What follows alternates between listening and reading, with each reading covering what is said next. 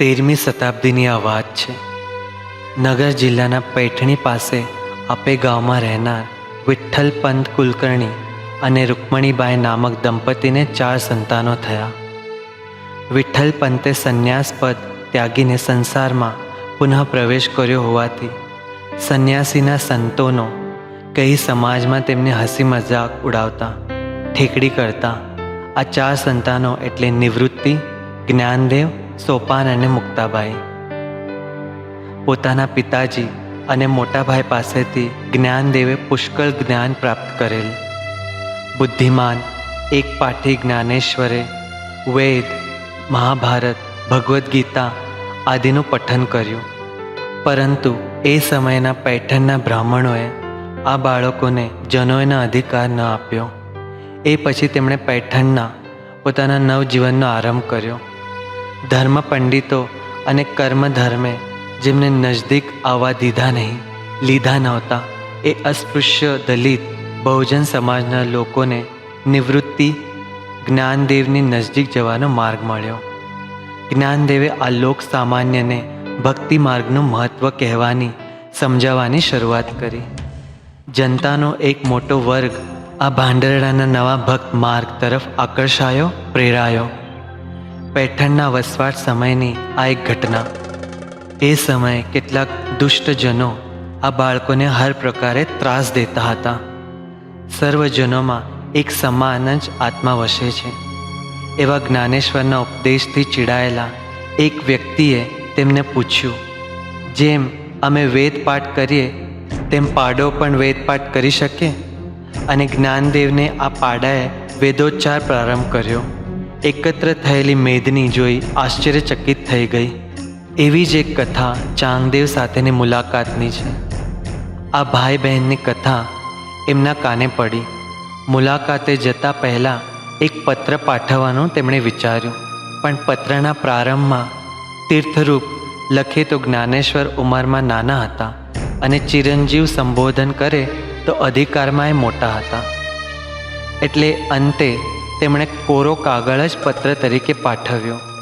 જ્ઞાનેશ્વરે કહ્યું, ગુરુ ન કરવાથી ચાંગદેવ કોરો જ રહી ગયો. એણે એ જ કાગળ પર 65 ઓળી લખીને મોકલાવી. એ જ ચાંગદેવ 65 નામથી પ્રસિદ્ધ થઈ. એણે લખ્યું, સંપૂર્ણ વિશ્વના ચાલક તમારી પાસે છે. એની પાસે નાના મોટાનો આવો ભેદ હોતો નથી. ચાંગદેવને આવો અવાજ મળતા સર્વ શિષ્યો સમુદાય સાથે વાઘ પર સવાર થઈ હાથમાં સાપનો ચાબુક લઈ તેઓ નીકળ્યા.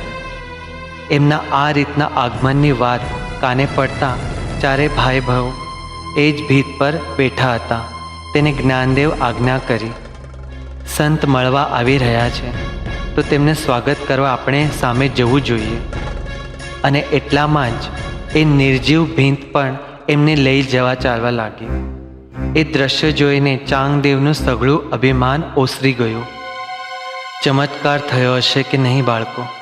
ખરો ચમત્કાર તો એ હતો કે એક 16 વર્ષના તરુણે મહાભારતની શ્રીમદ ભાગવદ્ ગીતા પર વિસ્તૃત ટીકા કરી જ્ઞાનેશ્વરી લખીને. ભગવદ્ ગીતા સંસ્કૃત ભાષામાં છે અને બહુસંખ્ય લોકોને તો સંસ્કૃત આવડતું નથી, એટલે ગીતાની જ્ઞાનથી તે વંચિત રહેલા.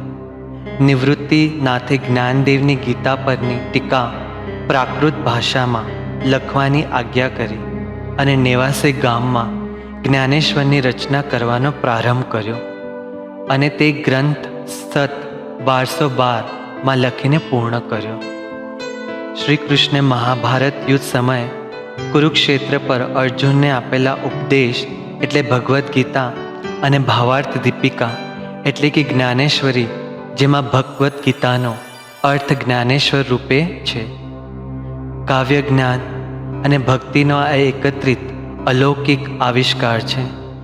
જ્ઞાનદેવના પ્રગલ્ભ કવિત્વ અને જ્ઞાનનો પૂર્ણ સંગમ એવો આ ગ્રંથ એટલે જાણે તો ચાલતો બોલતો ચમત્કાર. माझ्या मराठीची बोलू कौतुके, परी अमृता तेही पैजा जिंके, ऐसी अक्षरे रसिके मेळवीन. આ પ્રારંભની પ્રતિજ્ઞા અને दुरितांचे तिमिर जावो, विश्वस्व धर्म सूर्ये पाहो, जो जे वांछील तो ते लाहो प्राणी जात. આ અંતના આશીર્વચન हे विश्वची माझे घर, ऐसी मती जयाची स्थिर. किंपहुना चराचर आपण जाहला. આ 700 વર્ષ પહેલા જ્ઞાનેશ્વરે આપેલા અમર સંદેશ છે. બોધ સર્વને જ્ઞાન પ્રાપ્ત કરવાનો અધિકાર છે અને હરેકમાં એની ક્ષમતા હોય છે.